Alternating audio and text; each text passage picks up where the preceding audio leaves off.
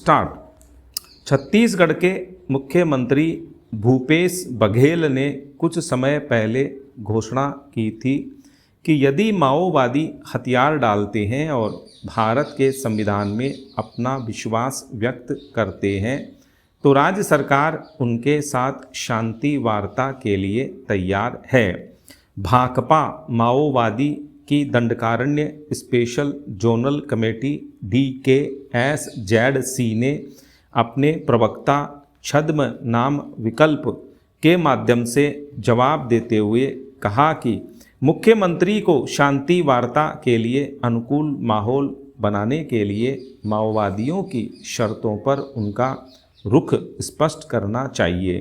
प्रवक्ता ने आरोप लगाते हुए छत्तीसगढ़ में पंचायत अनुसूचित क्षेत्रों में विस्तार अधिनियम 1996 पेशा को लागू नहीं करने के लिए राज्य सरकार की आलोचना की। माओवादियों द्वारा उनकी party People's Liberation Guerrilla Army PLGA और जन संगठनों पर से प्रतिबंध हटाना, शिविरों से सुरक्षा बलों की वापसी और जेल में बंद नेताओं की रिहाई करने जैसी मुख्य शर्तें रखीं। चूँकि राज्य सरकार ने अपने पहले के रुख को नहीं बदला, इसलिए शांति वार्ता पर अब तक कोई प्रगति नहीं हो सकी है। शांति के लिए माओवादियों के साथ वार्ता की कोशिश पहले भी होती रही है।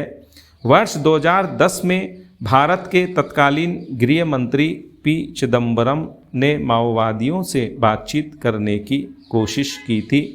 उन्होंने माओवादियों से कहा, यदि आप हिंसा को रोकते हैं तो हम आपसे बात करने के लिए तैयार हैं। जवाब में केंद्रीय पोलित ब्यूरो सदस्य और भाकपा माओवादी के केंद्रीय समिति के प्रवक्ता आज़ाद उर्फ चेरू कुरी राजकुमार ने वर्ष 2010 में एक अखबार को दिए विशेष साक्षात्कार के दौरान केंद्र सरकार से बातचीत के लिए अपनी पार्टी की 3 पूर्व शर्तों पर लिखित में जवाब दिया।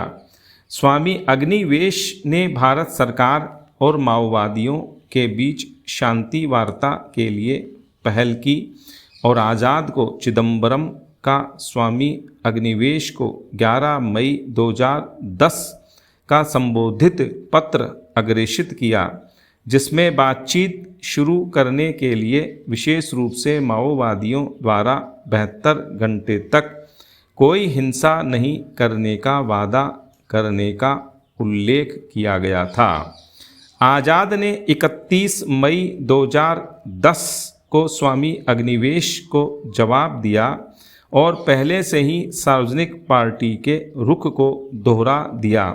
हालांकि इससे पहले कि कुछ और प्रगति होती, आज़ाद 2 जुलाई 2010 को आंध्र प्रदेश पुलिस के ग्रे हाउंड कमांडो बल के साथ मुठभेड़ में मारा गया और शांति चर्चा की प्रक्रिया पटरी से उतर गई।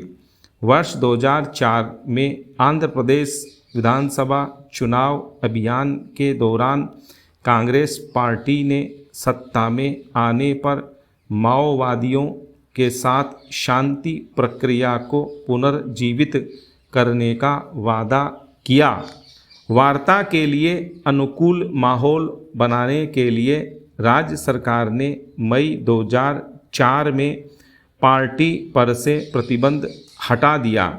नतीजतन अक्टूबर 2004 में पीपुल्स वास PW पार्टी के प्रतिनिधियों के बीच 4 दिवसीय वार्ता की व्यवस्था की गई और मध्यस्थों की एक पारस्परिक रूप से स्वीकार्य टीम पूर्व सिविल सेवक SR शंकरन के नेतृत्व में का गठन किया गया और संघर्ष विराम पर एक समझौता हुआ।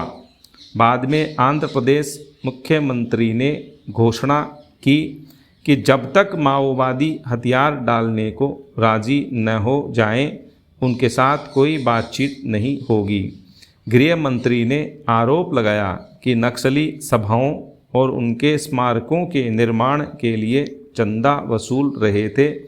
इस प्रकार शांति प्रक्रिया बीच में ही ध्वस्त हो गई और भाकपा माओवादी और उनके सहयोगी संगठनों पर फिर से प्रतिबंध लगा दिया गया। इस पृष्ठभूमि को देखते हुए राज्य सरकार किसी भी कीमत पर शांति वार्ता करने के लिए पूर्व शर्त के रूप में सुरक्षा बलों को प्रभावित क्षेत्र से हटाने का जोखिम नहीं उठा सकती है। दूसरा, जेल में बंद माओवादी नेताओं की रिहाई को माओवादियों द्वारा पूर्व शर्त बनाने की आवश्यकता नहीं है, क्योंकि अधिकांश माओवादी नेता जेल से बाहर हैं और उनका कोई भी वरिष्ठ कैडर छत्तीसगढ़ की जेलों में बंद नहीं है। इसके अलावा छत्तीसगढ़ सरकार ने न केवल कई आदिवासियों के खिलाफ आपराधिक मामले वापस ले लिए हैं, बल्कि नक्सल मामलों के त्वरित ट्रायल को भी सुनिश्चित किया जा रहा है। सरकार राज्य में पेशा कानून के क्रियान्वयन पर भी गंभीरता से काम कर रही है। भाकपा माओवादी, पीएलजीए और उनके अग्रणी संगठनों पर से प्रतिबंध हटाने की तीसरी शर्त के संबंध में कुछ रियायत के बारे में सोचा जा सकता है। इसके अलावा यह बात नहीं भूल सकते कि वर्ष 2004 में आंध्र प्रदेश शांति वार्ता के दौरान माओवादियों द्वारा संघर्ष विराम की अवधि का दुरुपयोग किया गया था। आज़ाद ने साक्षात्कार में यह स्वीकार किया था, हमने इसका इस्तेमाल लोगों के बीच अपनी विचारधारा को व्यापक करने के लिए किया था। इसलिए पिछले सबक का भी ध्यान रखना होगा। स्टॉप।